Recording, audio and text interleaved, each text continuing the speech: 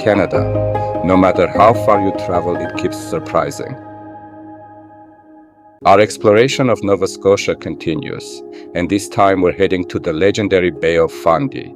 If this is your first time watching our journey, then we're traveling from Calgary and exploring the cities, towns, and coastal beauty of Nova Scotia this summer.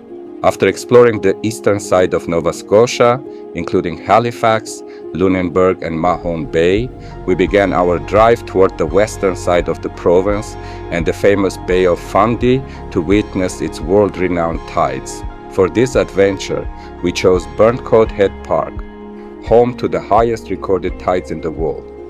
The drive from Halifax to Burntcoat Head Park takes just about 1 hour and 15 minutes, making it an easy and scenic day trip. After passing the Burntcoat Head Park side, it's only a short walk before one of Nova Scotia's most iconic landmarks comes into view, standing proudly on the cliffs overlooking the Bay of Fundy. This charming lighthouse welcomes visitors. While the lighthouse you see today is a replica, its story stretches back more than 150 years. The first lighthouse was built here in 1859 to guide fishing boats and merchant ships through the powerful tide of the Bay of Fundy.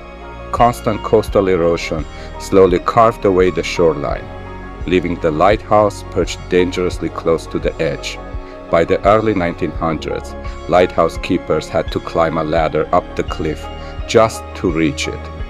After the original was replaced and the second lighthouse was destroyed by fire in 1972, the local community rebuilt this faithful replica in 1994 to preserve an important piece of Nova Scotia's maritime history.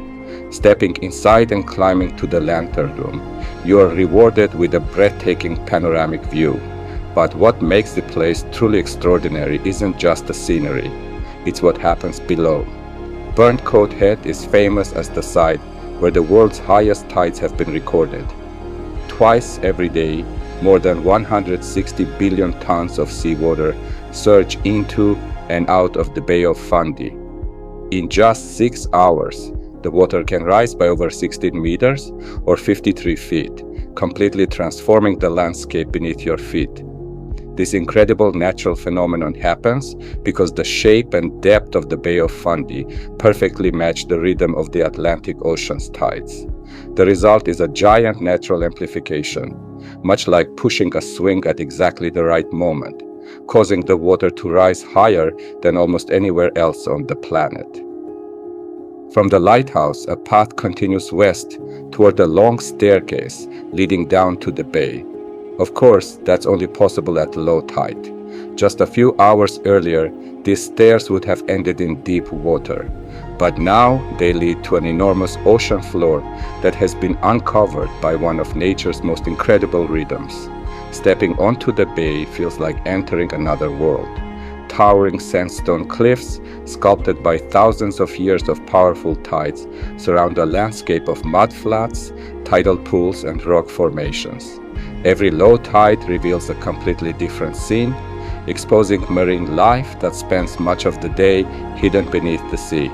Tiny crabs, periwinkles, seaweed, and shellfish all thrive in this constantly changing environment, making Burntcoat Head one of the most unique coastal ecosystems in Atlantic Canada. Standing here, it's almost impossible to grasp the scale of this place from ground level, so I decided to send my drone into the sky. As it climbed higher, the true vastness of Burntcoat Head began to unfold. The winding shoreline, the towering cliffs, and the endless expanse of the exposed bay stretched out in every direction. It's an unforgettable perspective, and one that truly shows why the Bay of Fundy is considered one of the greatest natural wonders on Earth. Looking across the bay, you can just make out the shoreline on the opposite side. It may not seem that far away, but that's the vast waters of the Bay of Fundy. At low tide, the bay appears calm and almost empty, making it hard to imagine that, within a few hours, this entire landscape will once again be covered by millions of tons of seawater. It's a dramatic reminder that here, the scenery never stays the same for long. One of the things that makes Burnt Coat Head so special is that you can actually walk on the ocean floor. There are very few places in the world where visitors can safely experience such an extreme tidal range up close. The difference between low and high tide here can exceed the height of a 5-story building. In fact, during every tidal cycle, more water flows into and out of the Bay of Fundy than the combined flow of all the world's freshwater rivers. That constant movement shapes the cliffs, feeds rich marine ecosystems, and creates ideal conditions for countless species of fish, birds, and marine mammals. These extraordinary tides have also played an important role in science. Researchers from around the world have studied the Bay of Fundy for decades to better understand coastal erosion, marine habitats, and the enormous energy contained within the tides.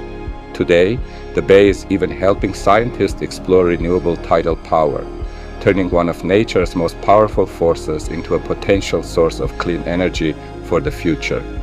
I hope you've enjoyed exploring this incredible corner of Nova Scotia with me. In the next episode, we're heading to the town of Truro, where we'll witness the famous Fundy tides from a completely different perspective at the Fundy Discovery site.